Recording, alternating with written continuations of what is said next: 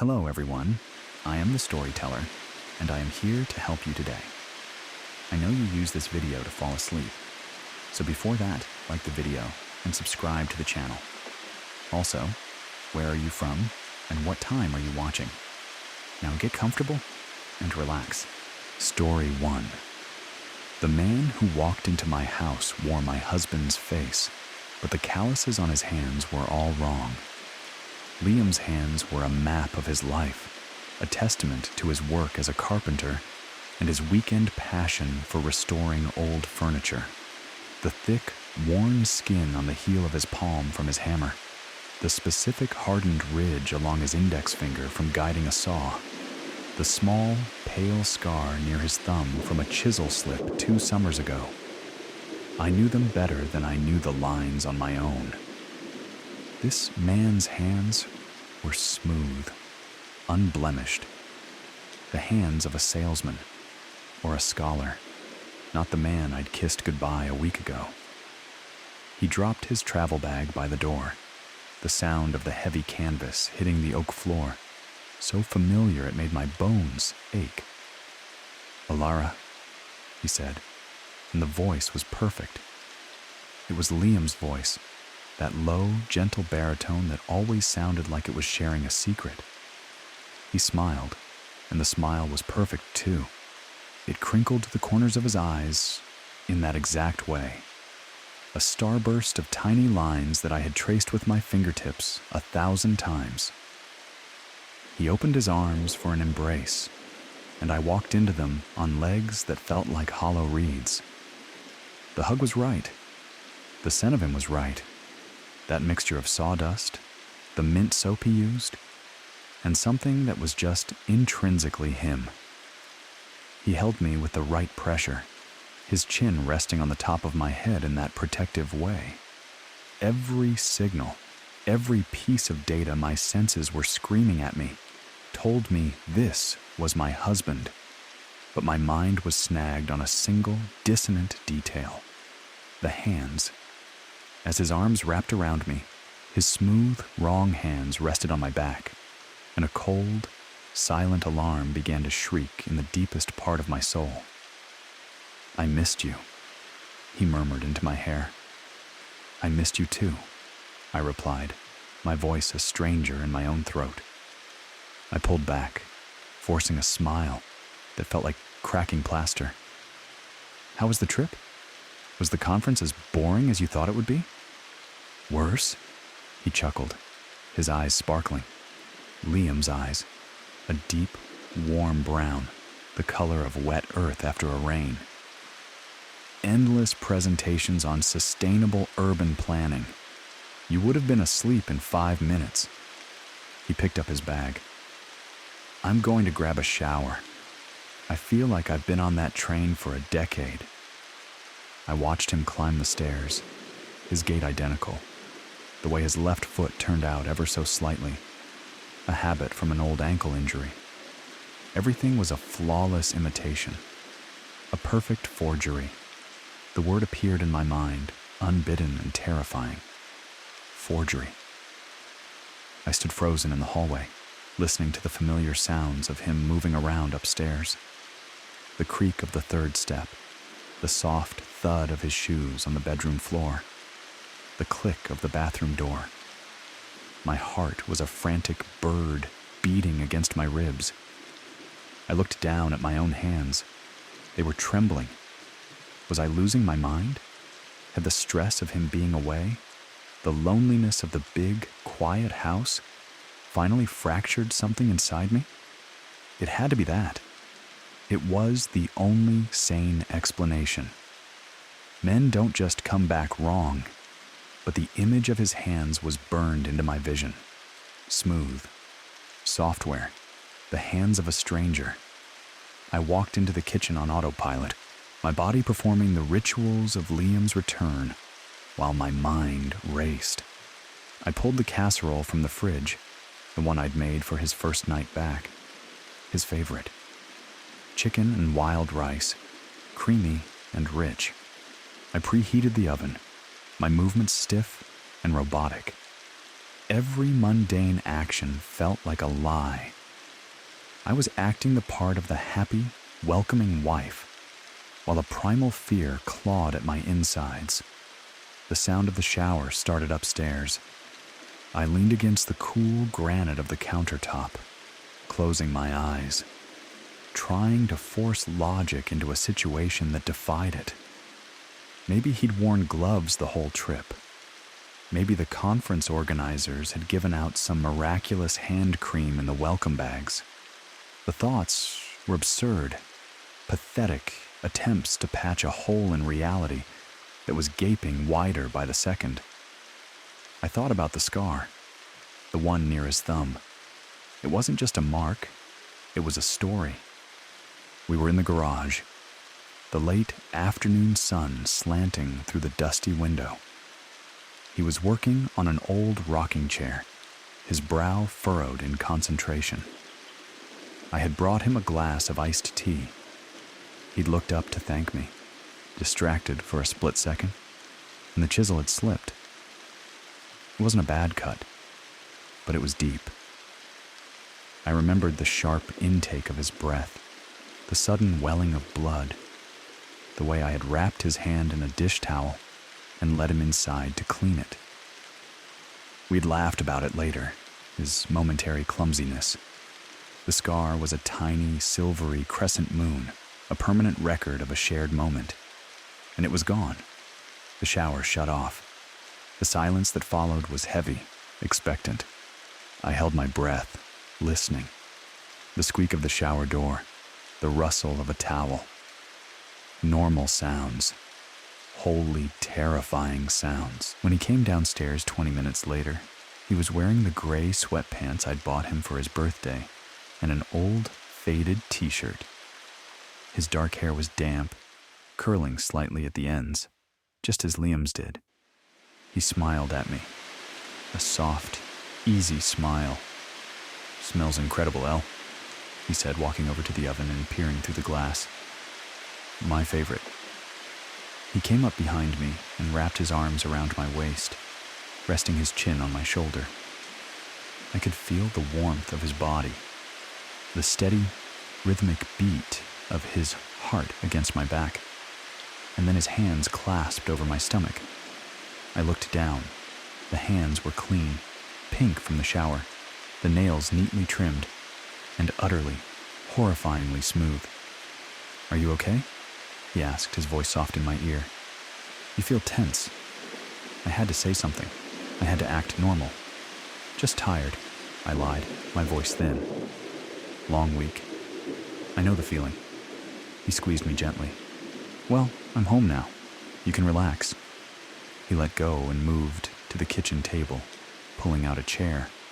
The familiar, casual way he moved in the space we had built together, was a constant, jarring contradiction to the alien smoothness of his skin. He belonged here. He was an intruder. He was Liam. He was a monster. Both truths existed at once, tearing my sanity apart. We ate dinner in a haze of feigned normalcy. I asked about the conference, and he gave me a detailed, funny account of a speaker who had put his slides in the wrong order. He told stories that Liam would have told, with the same inflections, the same dry wit. He asked about my week, and I told him about the leaky faucet I'd fixed and the new book I was reading. He listened intently, his head tilted in that familiar, attentive way. He remembered the name of the author I'd mentioned in a phone call 2 days ago. His memory was flawless. Every correct detail was another layer of fear. A simple imposter would make mistakes. A doppelgänger, a stranger, would have gaps in his knowledge. But this thing, this creature wearing my husband's skin, had all his memories. It had access to the intimate archive of our life together. It knew the name of my childhood dog. It knew the story of our first date, how I'd spilled wine on my white dress, and he'd spent the rest of the night telling me it looked like a postmodern masterpiece. As he spoke, I watched his hands, the way he held his fork, the way he gestured to emphasize a point. The movements were Liam's, but the tools were wrong. It was like watching a master violinist play on a child's plastic toy. The music was there, but the instrument was a cheap imitation. After dinner, we sat on the sofa. He put on a movie, something we'd both been wanting to see. He draped his arm around my shoulders, and I leaned into him, my body betraying me with its instinctual need for his comfort. I could feel the solidness of his chest, the warmth of his skin through his shirt. I was nestled against the man I loved, and I had never felt so alone, so terrified. Halfway through the movie, I feigned a yawn. "I'm exhausted," I said. "I think I'm going to turn in."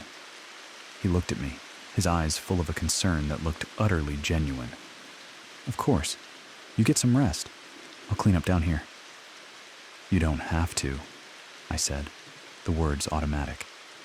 "I want to," he replied, giving my shoulder a squeeze. "Go on."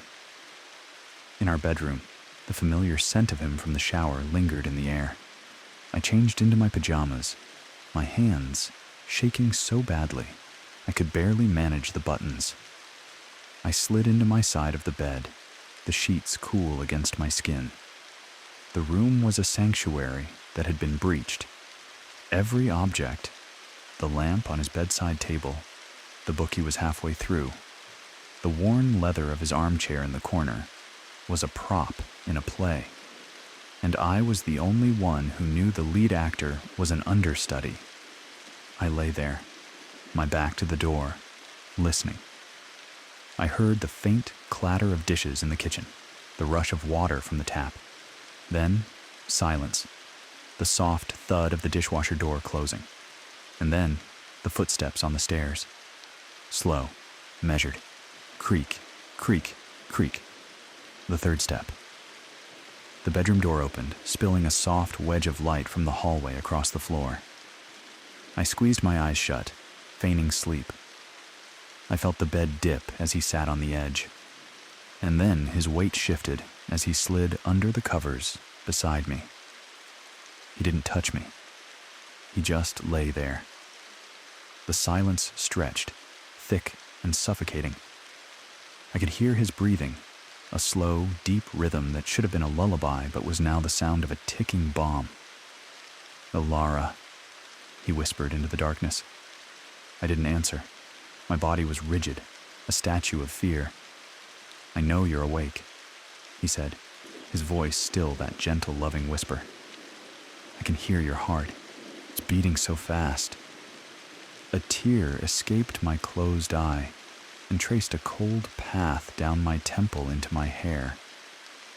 This was it. The pretense was over.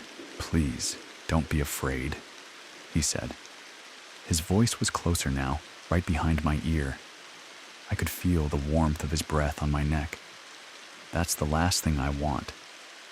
His hand, his horribly smooth hand, rested on my shoulder.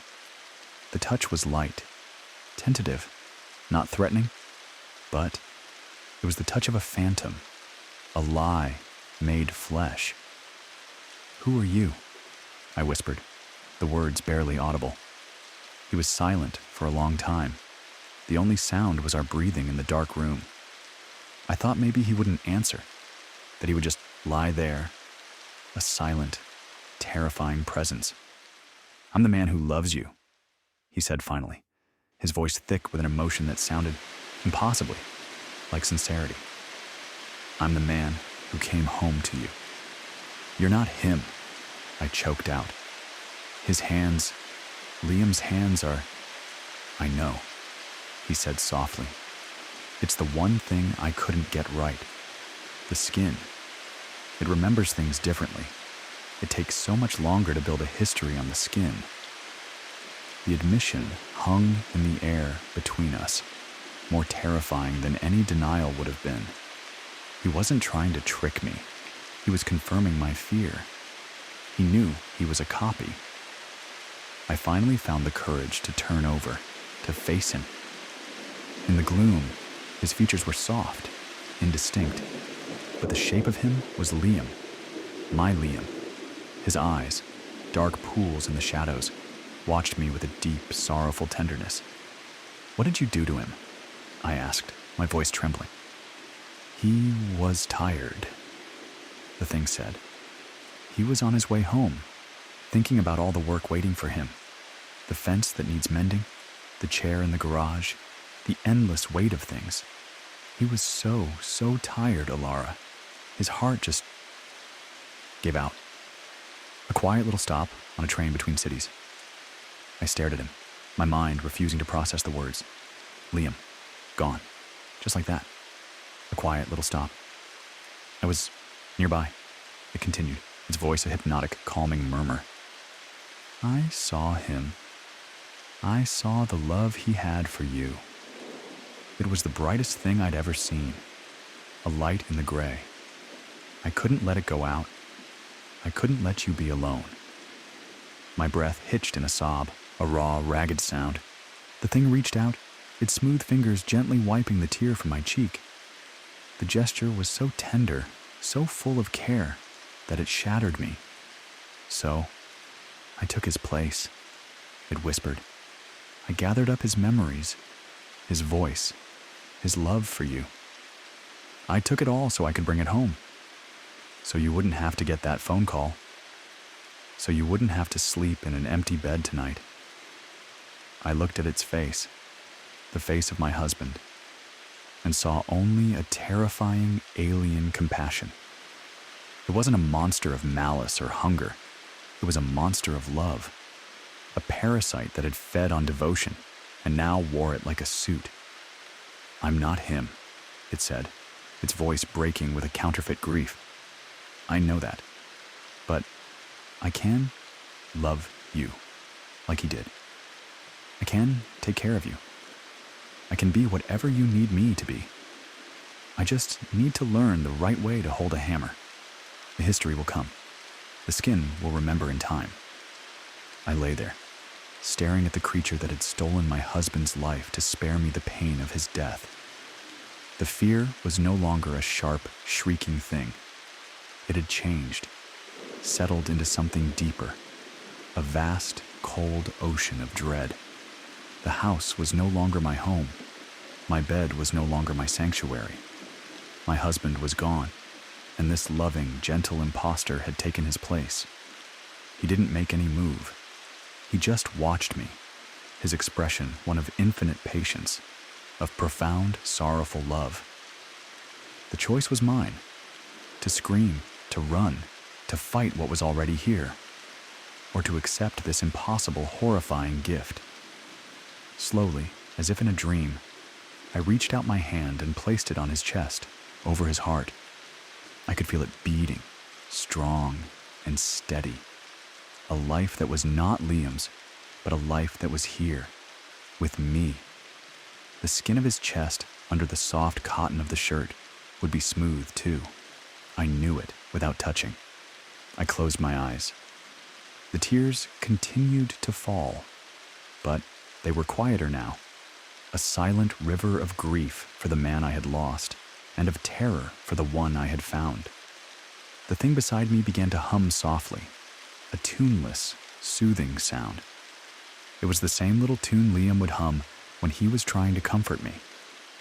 My panic receded, worn down by exhaustion and a strange, desolate acceptance.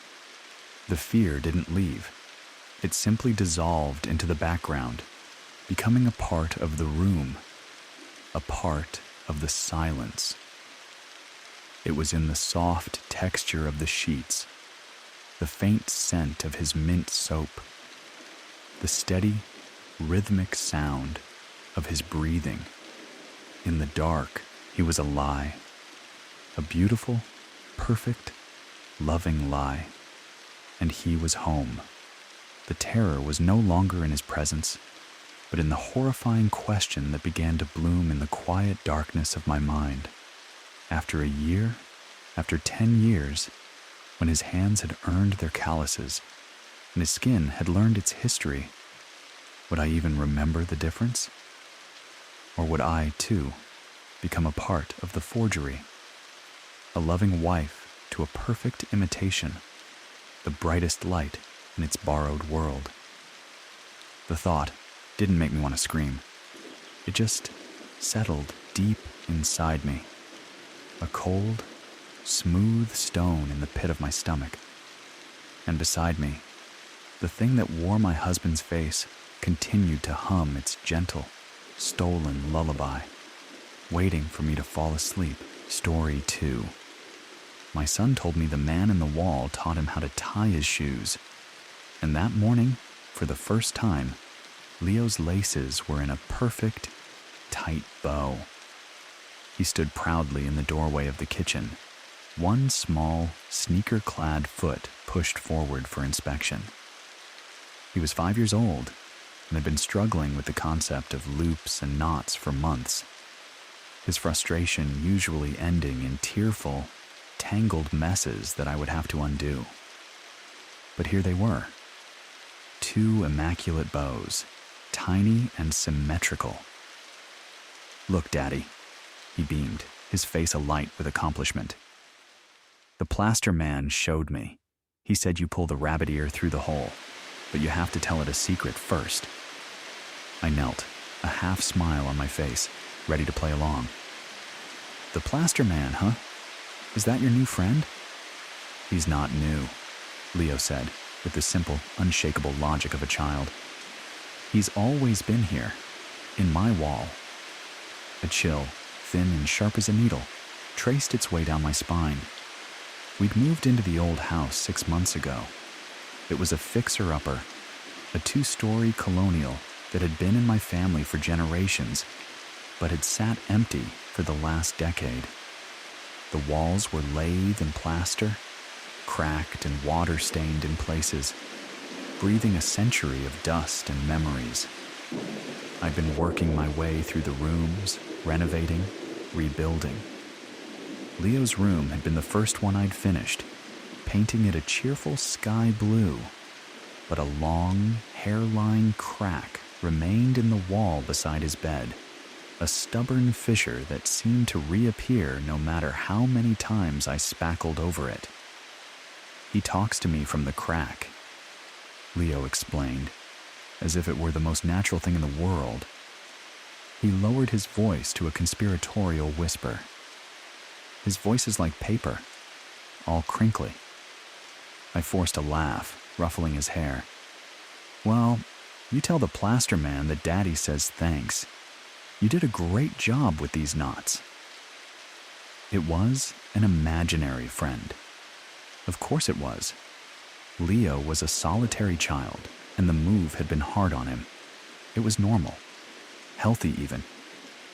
I told myself this all day as I worked on stripping the ancient floral wallpaper from the dining room, the steamer hissing and spitting in the quiet house. But the image of those perfect bows and the phrase, "his voice is like paper," kept replaying in my mind. A week later, I was searching for my grandfather's old level, a beautiful brass and mahogany tool I'd seen once as a boy. I'd torn the workshop apart, rummaged through dusty boxes in the attic, my frustration mounting. I came back into the kitchen, covered in dust and sweat, to find Leo sitting at the small wooden table, carefully drawing a picture with his crayons. "Can't find it," I muttered to myself, opening and shutting a cabinet for the 3rd time. "Find what?" Leo asked, not looking up from his drawing. "Grandpa's old level, the pretty wooden one." Leo pointed a chubby finger towards the living room fireplace. "The plaster man said you're looking in the wrong place. He said Grandpa Michael always kept it on the mantel, behind the clock." I froze, my hand on the cabinet door. My grandfather had died when I was 12. Leo had never met him, had only seen pictures, and I certainly had never called him Grandpa Michael. To me, he was just Grandpa. The clock on the mantel was a heavy, ornate thing that hadn't worked in years. I never moved it. Slowly, I walked into the living room. The air was still and thick with the scent of old wood and cold ashes. The clock ticked silently, its hands frozen at 4:30. I reached up, my fingers trembling slightly, and slid the heavy clock forward. And there, lying in the thick dust behind it, was the level. Its mahogany glowed a deep, rich red, the brass tarnished with age. I picked it up. It was cool and solid in my hand. My heart was hammering against my ribs. I turned and looked at Leo, who was now standing in the doorway, watching me. "How did you know that, buddy?" I asked, my voice strained. "The plaster man told me," he said simply. He held up his drawing. It was a picture of a man, a tall, stick-thin figure made of jagged gray and white lines like shattered plaster. It had no face, just 2 dark circles for eyes. Beside it, he had drawn a smaller, smiling figure, himself, holding hands with the gray man. He knows all the house's secrets. That night, after I put Leo to bed, I stood in his room for a long time, staring at the crack in the wall. It was just a thin, dark line, running from the baseboard halfway up to the ceiling. It looked like any other fissure in an old house. I pressed my ear against the cool plaster, my breath held tight in my chest. I heard nothing, just the faint, rhythmic creak of the house settling, the distant hum of the refrigerator downstairs. I felt foolish. It was a coincidence, a lucky guess. Leo must have seen me looking at the mantelpiece earlier. He must have overheard me talking about Grandpa Michael to someone on the phone. My mind scrambled for rational explanations, but they all felt thin and flimsy, like old lace. The incidents grew more frequent, more specific. One afternoon, Leo told me that the plaster man missed the taste of strawberries. My grandmother, who had lived in this house her entire adult life, had been famous for her strawberry jam. She had a massive strawberry patch in the backyard that had long since been overgrown with weeds. I hadn't thought about it in years. Another time, as I was struggling to fix a rattling window, Leo came in and said, "He says you have to push it up and to the left at the same time. That's its trick." I did, and the rattling stopped. The imaginary friend was no longer a comfort. It was a violation. It was an unseen presence that was meticulously cataloging the history of my family, the secrets of my home. It was whispering them into my son's ear. The house began to feel less like a project and more like a tomb I was disturbing. The silence was no longer peaceful. It was watchful.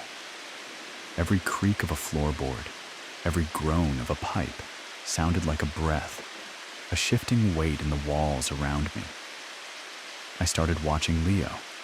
He would sit in his room for hours, his back to the door, whispering to the wall. It was a one-sided conversation, his high, childish voice filling the quiet space, followed by long periods of attentive silence, his head cocked as if listening to a reply. He never seemed scared. To him, the plaster man was a friend, a teacher, a confidant. That, somehow, was the most terrifying part. This thing was not a monster to my son. It was family. The breaking point came on a rainy Tuesday in October. The sky was the color of slate, and a cold drizzle slicked the windows. I was in the kitchen, trying to find the source of a persistent, musty smell, when Leo walked in, his face pale and serious. "Daddy," he said, his voice unusually quiet.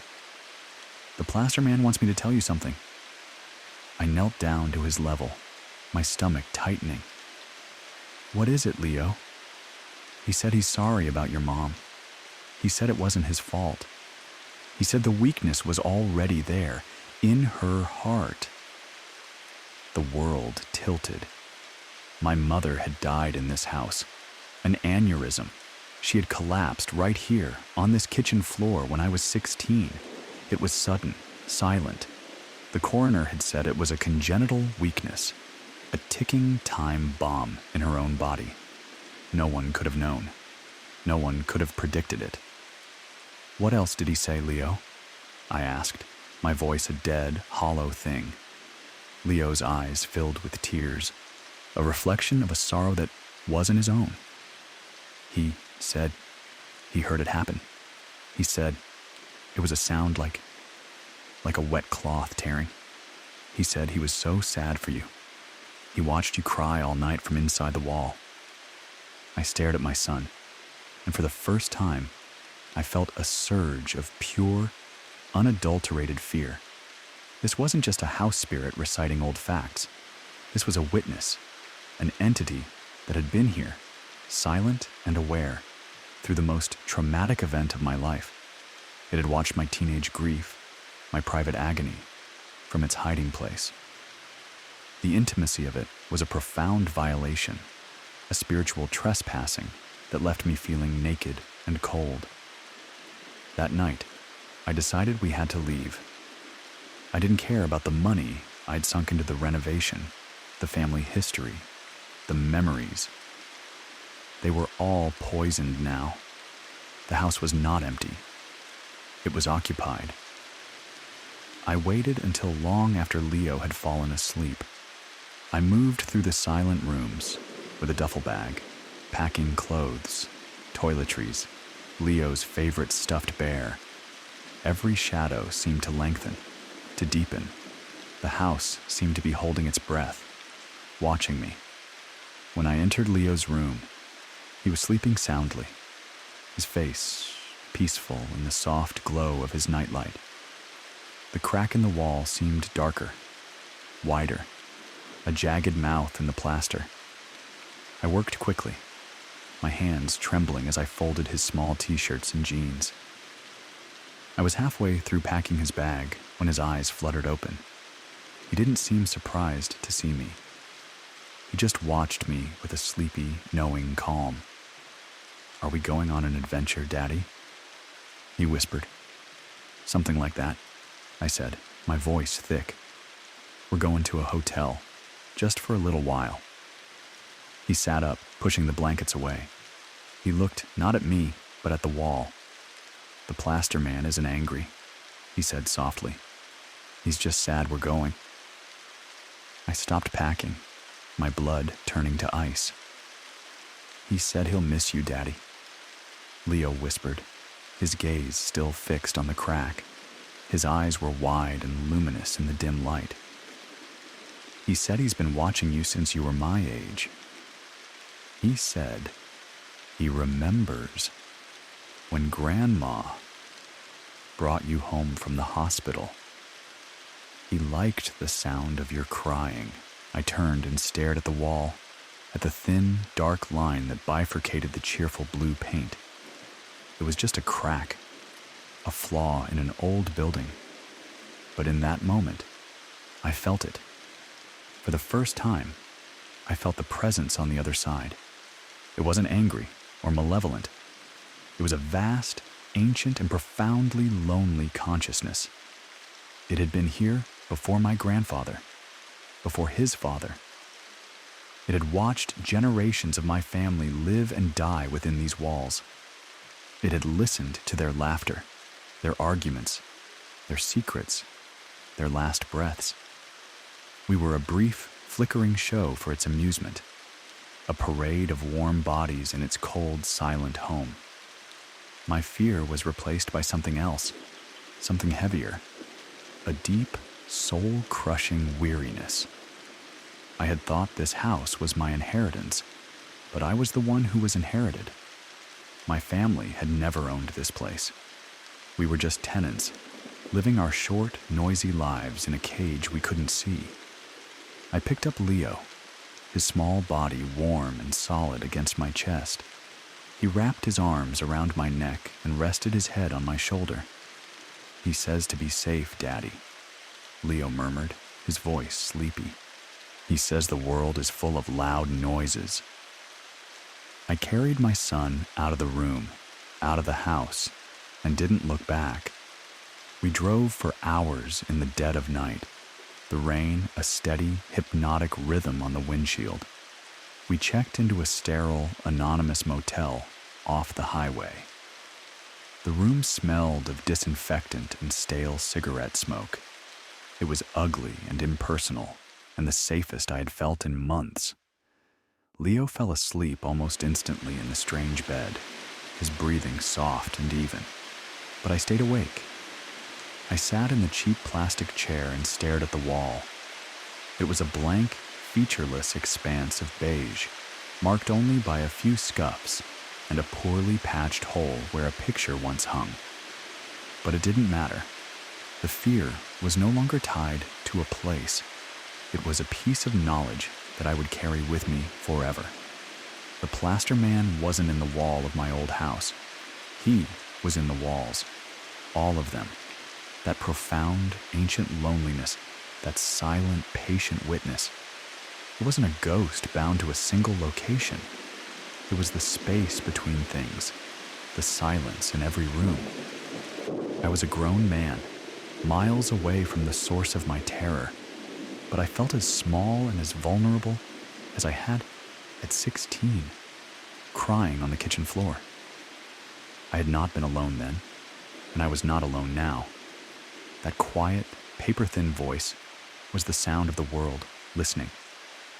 And I knew, with a certainty that settled deep in my bones, that no matter where I went, no matter how new the walls or how loud the noises, I would always feel it watching. And I would spend the rest of my life trying not to listen back. Story 3. The first time I heard my own voice call my name from downstairs, I knew I would never be able to trust the silence again.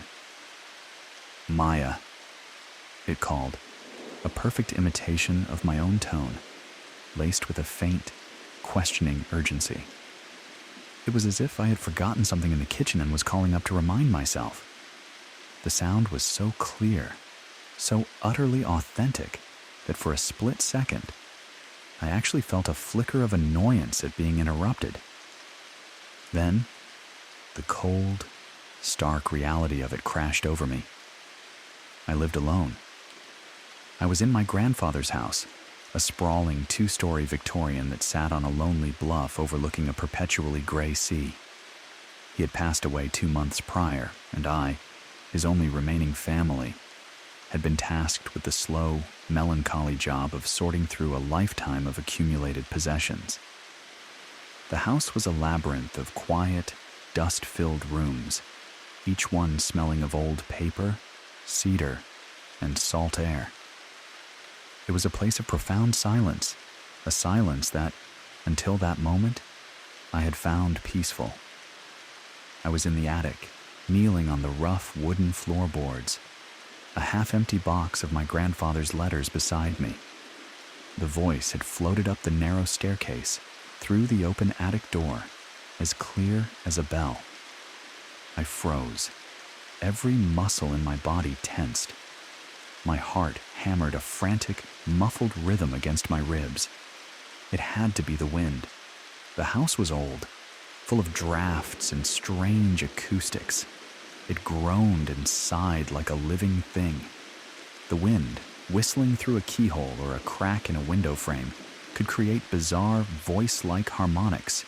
It was a rational explanation, a sane one. I waited, my breath held in my chest, straining to hear anything else. The only sounds were the gentle lapping of the waves against the shore far below, and the frantic thumping of my own blood in my ears. The silence returned, deeper and more menacing than before. It felt like it was listening. Slowly, I got to my feet, my knees protesting with a crackle. I crept down the attic stairs, my hand trailing along the cool, smooth wood of the banister. The upstairs hallway was dim, pools of shadow gathering in the corners. I moved from room to room, my grandfather's bedroom, the study, the small guest room, my bare feet silent on the thick Persian rugs. Every room was empty, undisturbed, saturated with that heavy, watchful silence. Downstairs, the living room was awash in the pale, watery light of the late afternoon. Dust motes danced in the slanted beams of light pouring through the tall, mullioned windows. Nothing was out of place. The kitchen was empty. The front door was locked, the deadbolt thrown. I was completely, utterly alone. I made myself a cup of tea, my hands shaking so much that hot water sloshed over the rim of the mug. I told myself again and again that it was the wind, a trick of the house's old bones. But the sound had been so specific, not just a voice, but my voice. It knew my name. The days that followed were a slow descent into a quiet, nerve-shredding paranoia. I began to leave a digital recorder running in different rooms, hoping to either capture the sound and prove I wasn't insane, or capture nothing and prove I was. The recordings yielded only the ambient sounds of the house, the creak of the floorboards, the distant cry of a gull, the low moan of the wind. The voice never appeared when the red recording light was on. It began to play games with me. A week after the first incident, I was in the library, shelving a box of my grandfather's books. I whispered to myself, a habit I'd picked up in the crushing silence. Where does this one go? And from the far end of the long central hallway, a whisper echoed back, a perfect mimicry of my own hushed tone. Where does this one go? I dropped the book. It hit the floor with a heavy, muffled thud. I stared down the length of the hall, my heart seizing in my chest. The hallway was a long, dark throat leading to the back of the house. At the very end of it, where the shadows were deepest, I thought I saw something. A flicker of movement. A tall, slender shape, darker than the surrounding gloom, like a smudge of soot on a gray canvas. It was there for a heartbeat, and then it was gone. I didn't go down the hall that day. I closed the library doors, my back pressed against the heavy oak, and stayed there until the sun went down, listening. The entity, the echo, the thing in the house with me was a learner. It was a mimic. It started with my voice, but then it moved on to other sounds. One evening, as I sat trying to read, I heard the distinctive sound of my own light, quick footsteps on the stairs, even though I was sitting perfectly still. Another morning, I heard the specific, rhythmic clink of my favorite spoon against a ceramic mug coming from the kitchen. The sound I make every day when I stir my coffee. It was building a vocabulary of my existence, creating a ghost of me from the sounds I left behind. The horror was in the intimacy of it. It was learning my habits, my private rituals. It was studying me. And then there was the figure in the hallway. I would catch glimpses of it, always at a distance, always at the periphery of my vision. A tall, indistinct silhouette standing at the top of the stairs, or a fleeting shadow passing by a doorway at the far end of a room. It never came closer. It never made a sound of its own. It just watched.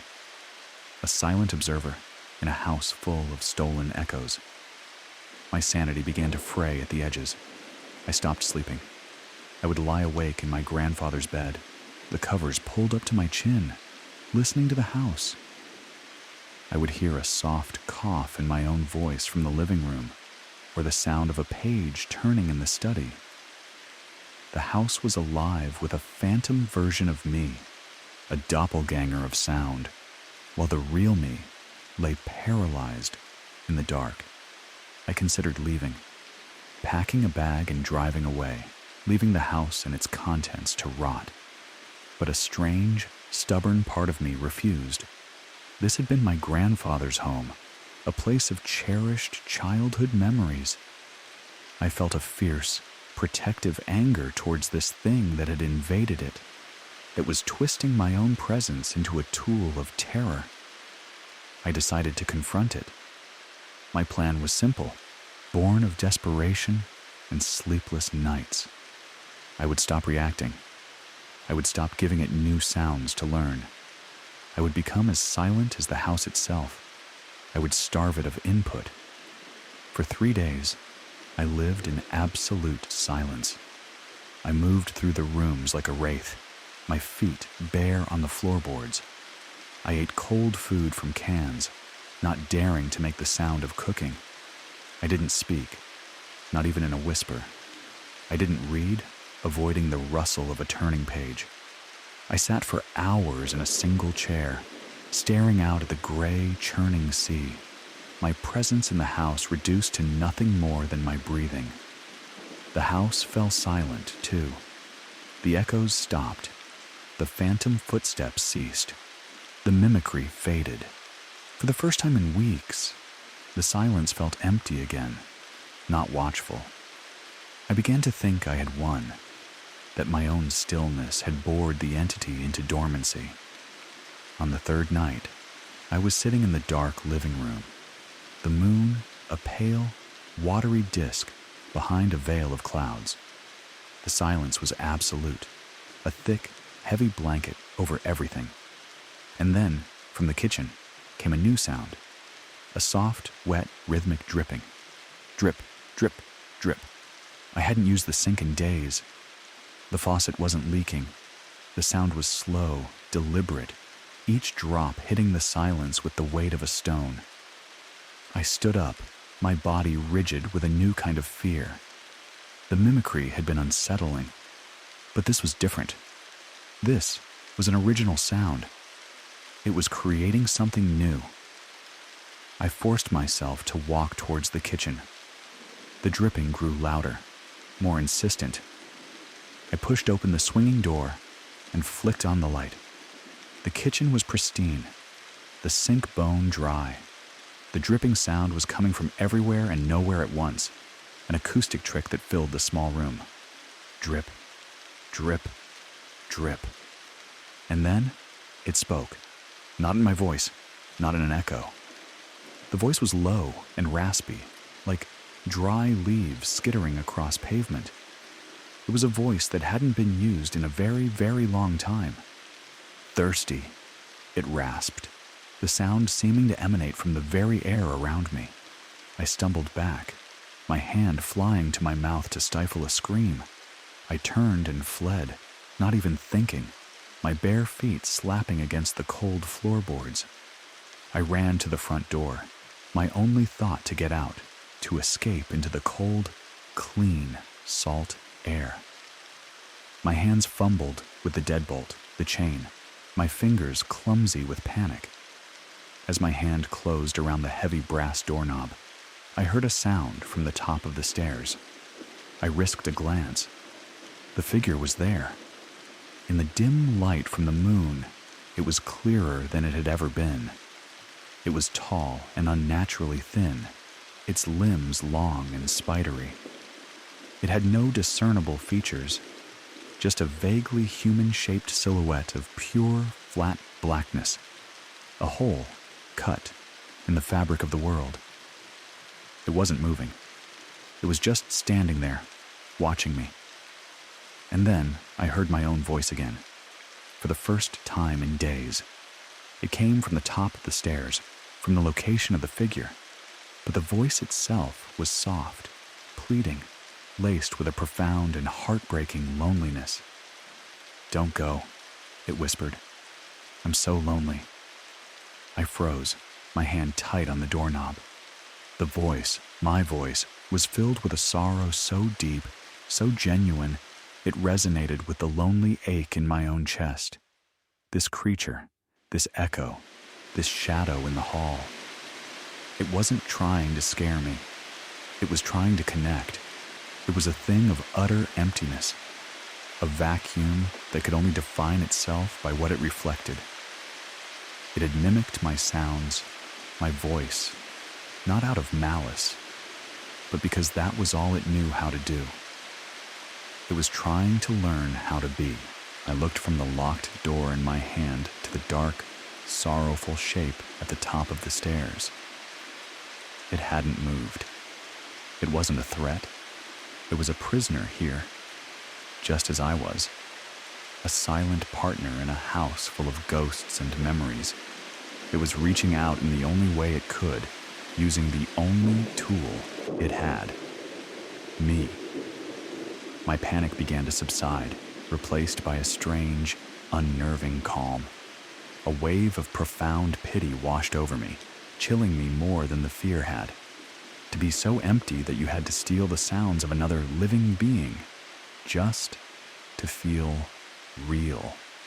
Slowly, deliberately, I let my hand fall away from the doorknob. I took a step back, away from the door, away from escape. I looked up at the figure and gave a small, almost imperceptible nod. The house fell silent, utterly, completely silent. But it was a new kind of silence. It was no longer empty, nor was it watchful. It felt shared. I didn't leave that night. I walked back to the living room and sat down in the armchair, leaving the door unlocked. I didn't know what I was waiting for. I only knew that running felt like a cruelty I was suddenly incapable of. The fear hasn't gone away. It's settled, transformed into a constant, quiet companion. I still live in my grandfather's house. The echo and the shadow are still here. It no longer mimics me. There is no need. We have an understanding.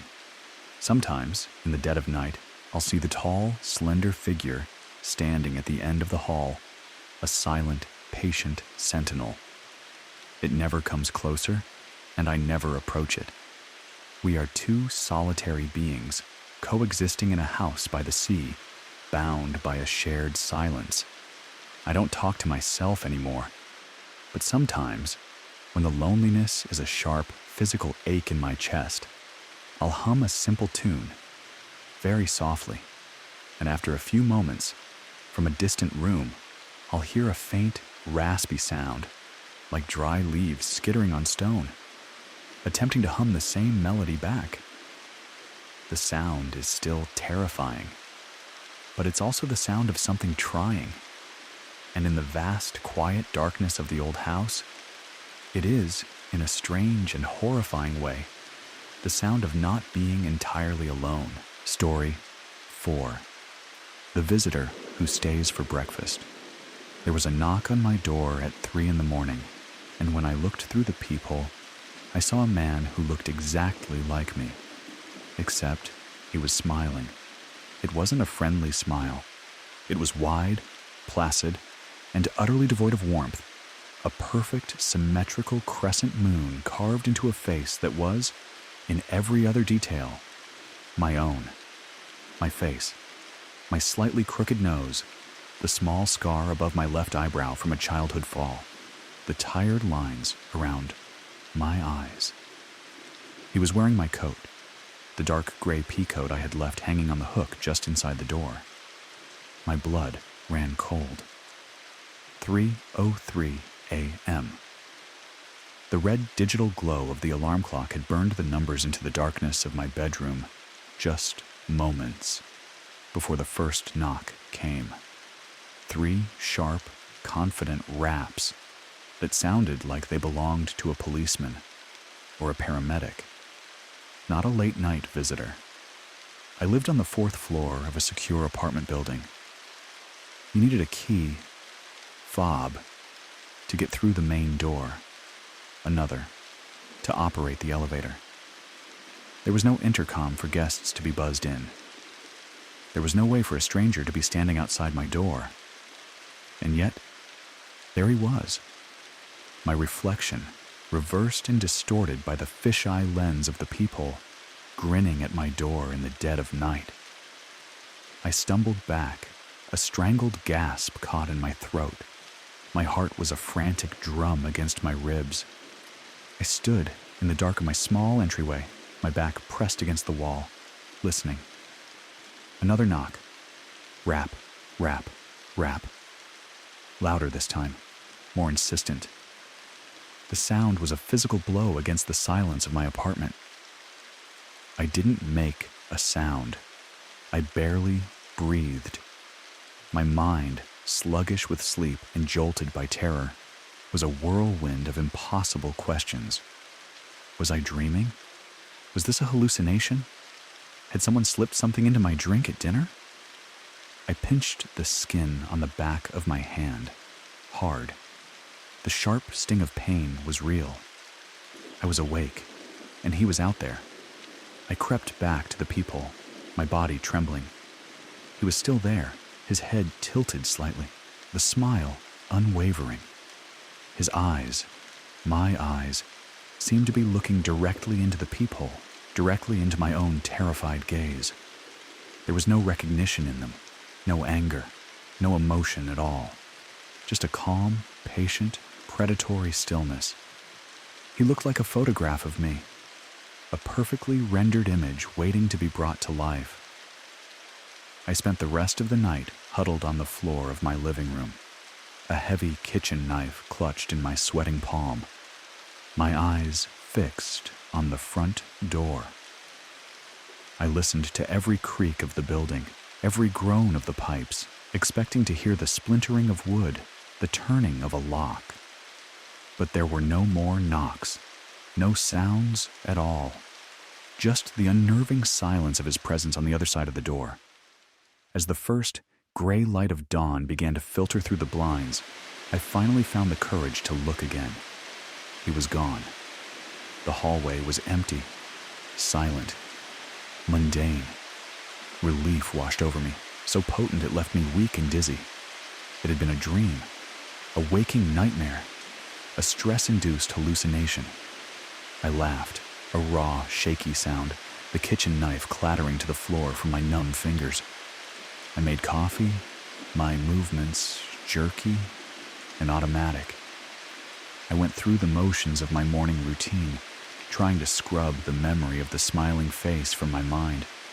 But as I stood by the window, sipping my coffee and watching the city slowly come to life, I saw him. He was standing on the street corner across from my building, looking up, right up at my window. He was wearing the same coat, the same placid, unnerving smile fixed on his face. He wasn't doing anything, just standing there, watching. A silent, smiling statue of me. I dropped the mug. It shattered on the floor, coffee and ceramic spraying across the tiles. I stumbled back from the window, my heart once again a wild, panicked thing. He'd been out there all night, waiting. I called the police. I tried to explain the situation, but the words sounded insane even to my own ears. There's a man. He looks exactly like me. He's just standing there. The dispatcher was patient, but her voice was laced with a weary skepticism. They sent a patrol car. By the time it arrived, he was gone. The corner was empty. The police officer who came to my door looked at me with a mixture of pity and suspicion. He suggested I get some rest. He was back the next day, and the next. He never tried to enter the building again. He never followed me. He just appeared at the street corner in the morning, across from my office building at lunchtime, standing under a street lamp on my route home. He was a fixed point in my life, a silent, smiling observer of my daily routines. He was back the next day, and the next. He never tried to enter the building again. He never followed me. He just appeared. At the street corner in the morning, across from my office building at lunchtime, standing under a street lamp on my route home.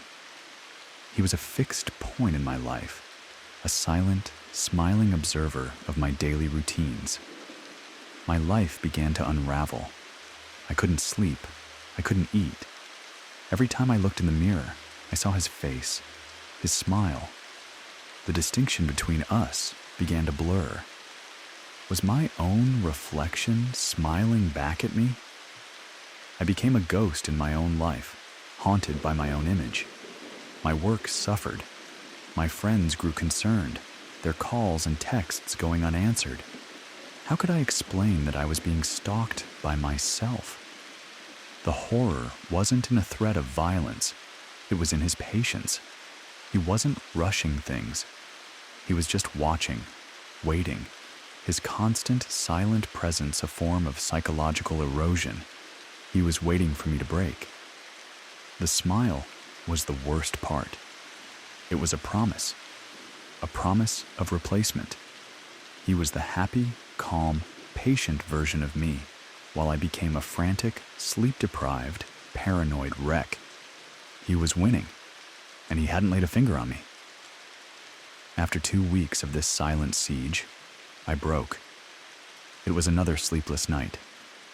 I had been sitting in the dark for hours, watching him from my window as he stood under the orange glow of the street lamp below. He hadn't moved in hours. The smile never faltered. Something inside me just snapped. The fear was still there, a cold, hard knot in my stomach, but it was overshadowed by a profound, soul-crushing exhaustion. I couldn't live like this anymore. I couldn't spend another night as a prisoner in my own home, another day looking over my shoulder.